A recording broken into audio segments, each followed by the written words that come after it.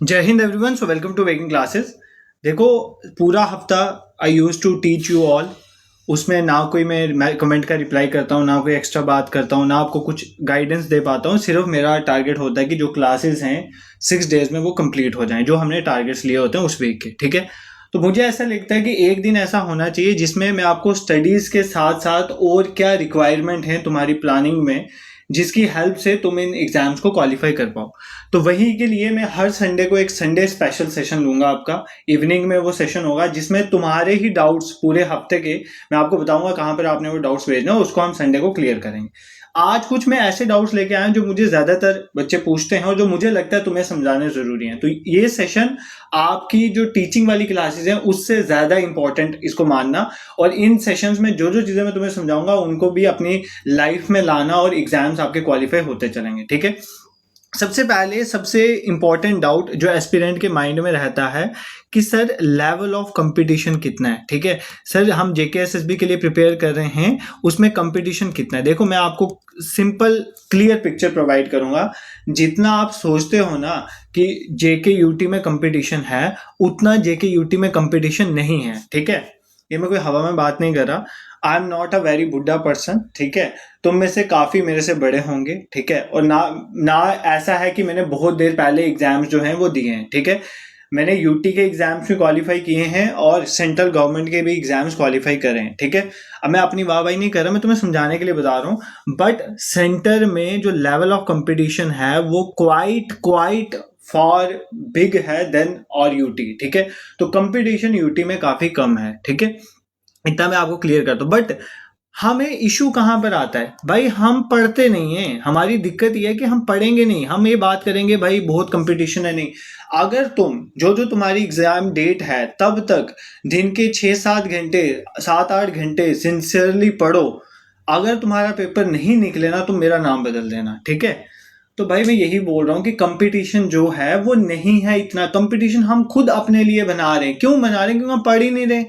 हम पढ़ेंगे नहीं और हम बोलेंगे हमारा पेपर क्वालिफाई हो जाए, तो वैसी कोई बूटी नहीं बनी है जो आपको कोई टीचर पिला दे, वैसी कोई नहीं बनी है। तो आपने क्या करना है, पहली बात अपने दिमाग से ये निकाल दो कि बहुत कंपटीशन है यूटी में, हम पेपर नहीं निकाल सकते।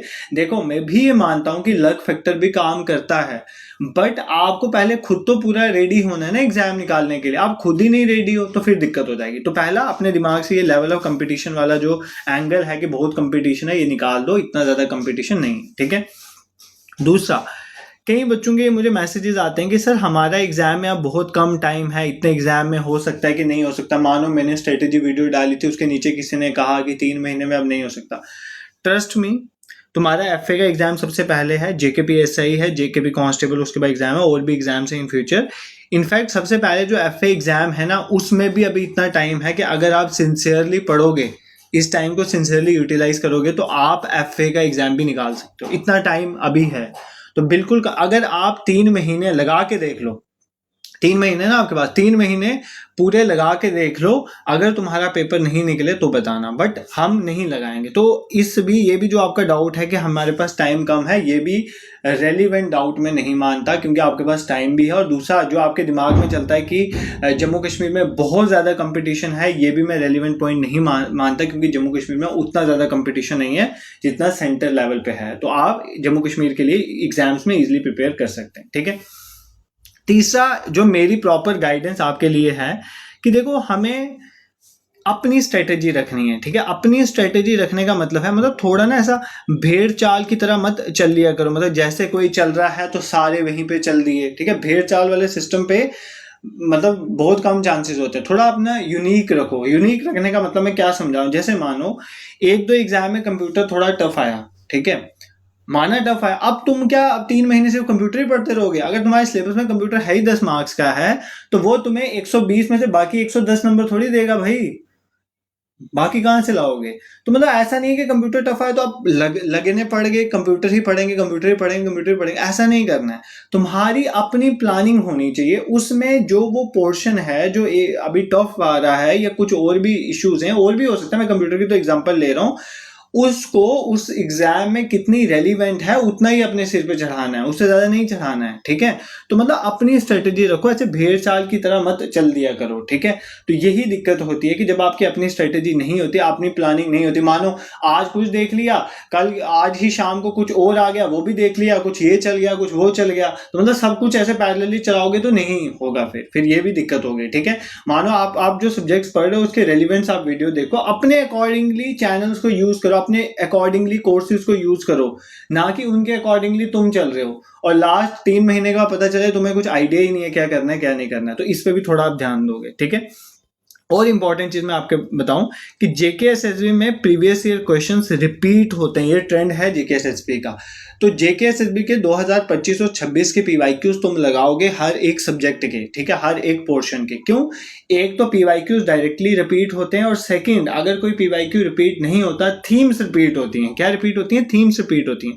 जैसे मानो हम 2 दिन पहले कल्चर एंड हेरिटेज का टॉपिक देख रहे, तो हमने देखा लैंग्वेजेस के कितने क्वेश्चन आते हैं, ठीक है, हमने ये चीज वहां पे नोटिस करी। हमने देखा क्लासिकल डांस के कितने क्वेश्चंस आते हैं। जैसे हम कल ही एक सेशन देख रहे थे, कल के सेशन में ही हम जब देख रहे थे ट्रांसपोर्टेशन का, तो हमने देखा जो हमारा यूएसबीआर प्रोजेक्ट के तहत कितने क्वेश्चन के रिपीट हुए हैं, टनल्स के कितने क्वेश्चन आते हैं जम्मू कश्मीर के टनल्स के। तो भाई ये आपकी वो थीम से इंपॉर्टेंट है, तो जो जितने इंपॉर्टेंट है, जिसमें मैक्सिमम आउटपुट निकाल सकते हो, उसको मैक्सिमम पढ़ो, ठीक है। इस तरह से आपने यूज करना है, ठीक है। Second important point is concept, ठीक है। अब देखो, अब मुझे कई बार क्वेश्चन आते हैं, सर हमें कितनी डेप्थ ऑफ स्टडी रखनी है, ठीक है, मतलब कितने टॉपिक को कितना डीप पढ़ना है। देखो सबसे पहले कंसेप्चुअल क्लैरिटी हर टॉपिक की होनी चाहिए। जो टॉपिक जितना रेलिवेंट है, जो थीम जितनी रेलिवेंट है आपके एग्जाम के लिए, उसको उतना ही डीपली आप पढ़ोगे, ठीक है, जो जितना रेलिवेंट है। क्यों? एक बार उसमें से बेसिक क्वेश्चन बनाएगा, दूसरी बार उसमें स्टेटमेंट वाइज क्वेश्चन बनाएगा, तीसरी बार उससे भी डीप क्वेश्चन बनाएगा, बट उस थीम को वो छोड़ेगा नहीं बोर्ड। ये सिर्फ जेकेएसएसबी में नहीं होता, ये यूपीएससी में भी होता है। यूपीएससी अगर किसी एक टॉपिक में सिंपल क्वेश्चन पहले पूछता है 2022 में, तो मानो 2023 में नहीं पूछेगा तो 24 में वापस थोड़े डीप क्वेश्चन बना के पूछेगा। इस तरह से क्वेश्चंस बनते हैं। तो आपने मतलब कंसेप्ट तो सारे अच्छे से आपको क्लियर होने चाहिए, सिर्फ रेक्टिफिकेशन में नहीं जाना है। कंसेप्ट और डीपली कंसेप्ट उनके पढ़ने हैं, मतलब ज्यादा डीप कंसेप्ट उनके पढ़ने हैं जो टॉपिक्स जो हैं जिनके थीम्स बार बार रिपीट होते हैं। और जो मान लो टॉपिक्स कभी नहीं आए हैं और नहीं आ रहे हैं, उनको आप शेलो लेवल पे भी पढ़ोगे तो भी वो फर्स्ट टाइम आएंगे, तो ज्यादा डिफिकल्ट वो नहीं आएंगे, ठीक है। इतना मैं तुम्हें बता सकता हूँ, ठीक है, क्योंकि टाइम भी तो देखना है, ठीक है, उसके अकॉर्डिंग पढ़ना।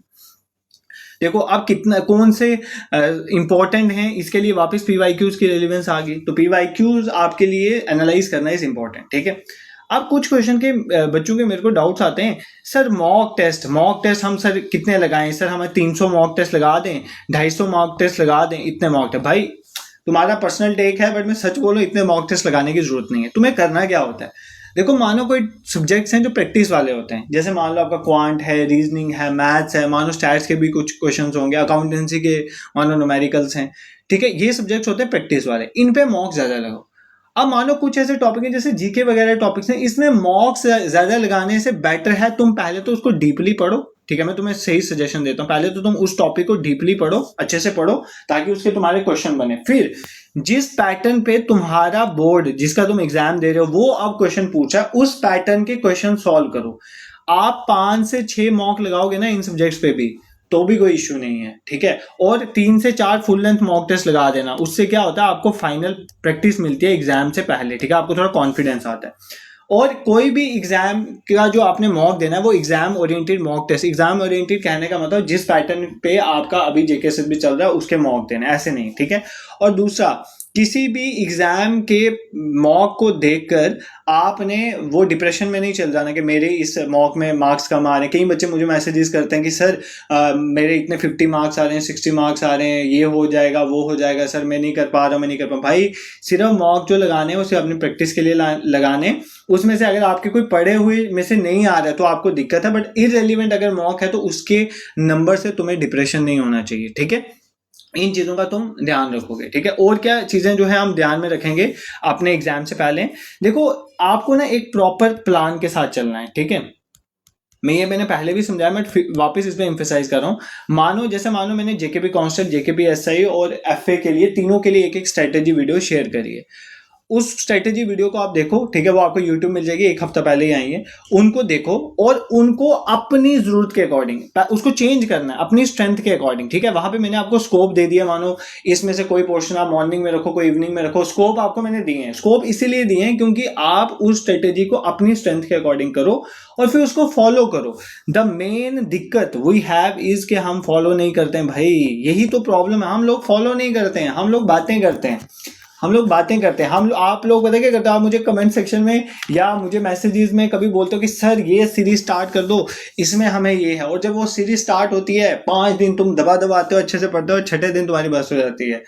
ऐसा नहीं करना है। If you have something in your plan, do follow it, ठीक है। थोड़ा अपना भी बता देता हूँ, थोड़ा इंसान को जिद्दी होना चाहिए यार, सच बोल रहा हूँ। जब तक तुम जिद्दी नहीं ना बनोगे अपने एग्जाम के लिए, तो भाई एग्जाम नहीं निकले। लाइटली लोगे ना तो 15 20 10 12 एग्जाम देते रहोगे, बार बार तैयारी करते रहोगे, नहीं निकलेगा। अश्योरली कह रहा हूँ, नहीं निकलेगा, नहीं निकलेगा अगर ऐसे करोगे। थोड़ा जिद्दी बनो, जान लगाओ यार, मतलब ट्रस्ट में मजा आएगा तुम्हें पढ़ने का भी, ठीक है। मतलब और कुछ भी दिमाग में नहीं आना चाहिए। देखो मान लो जैसे मैं जॉब के साथ घर पे आता हूँ ना शाम को, और मुझे तुम्हारी क्लास लेनी होती है, तो फिर मुझे परवाह नहीं होती है कि मैं कई बार ना ऑफिस से आके वो कपड़े भी चेंज नहीं करता, मैं काम पे लग जाता हूँ, ठीक है। अगर कोई वो काम करते करते कोई कप ऑफ टी दे गया घर वाला तो दे गया, पानी पूछ गया, नहीं तो काम करना है भाई। क्योंकि तुम्हारी क्लास जो है शाम को मुझे प्रोवाइड करनी होती है 8 साढ़े 8 बजे, तो तब तक मुझे कॉन्टिन्यूसली जो है आपका कंटेंट निकालना, उसके बाद रिकॉर्डिंग करनी, फिर अपलोड करना। इस सब में मानो तुम्हारी क्लास अगर 8:30 बजे आती है, तो मैं 8:30 बजे तुम्हारी क्लास तुम्हारे ग्रुप में शेयर करने के बाद फ्री होता हूँ।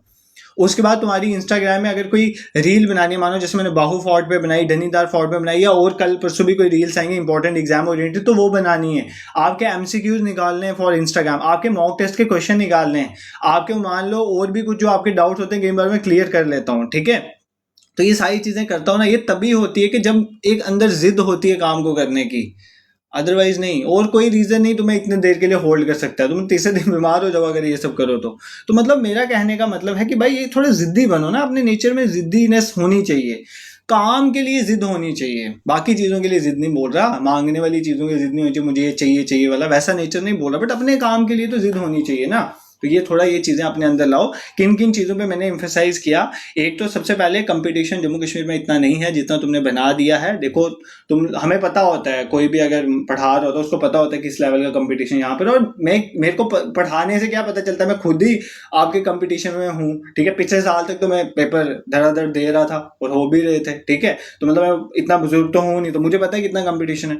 बट पढ़ोगे तो कंपटीशन नहीं है, नहीं पढ़ोगे तो कंपटीशन है। टाइम कंस्ट्रेंट कुछ भी नहीं है, बहुत टाइम है, आप पेपर निकाल सकते हो, बट दिन के 7-8 घंटे लगाओ, अपनी स्ट्रेटेजी रखो, भेड़ चाल की तरह मत भागो, ठीक है। और जो सब्जेक्ट जितनी रेलिवेंस तुम्हारे पेपर के लिए रखता है उसको उतना टाइम दो। मैंने देखा है बच्चे ना जम्मू कश्मीरी पढ़ते रहेंगे, आजकल कंप्यूटर टफ हुआ है, कंप्यूटर ही पढ़ते रहेंगे। ऐसा मत करो यार, मतलब सबको जितनी जिसकी रेलिवेंस है तुम्हारे एग्जाम में उसको उतना टाइम आपको देना पड़ेगा, ठीक है।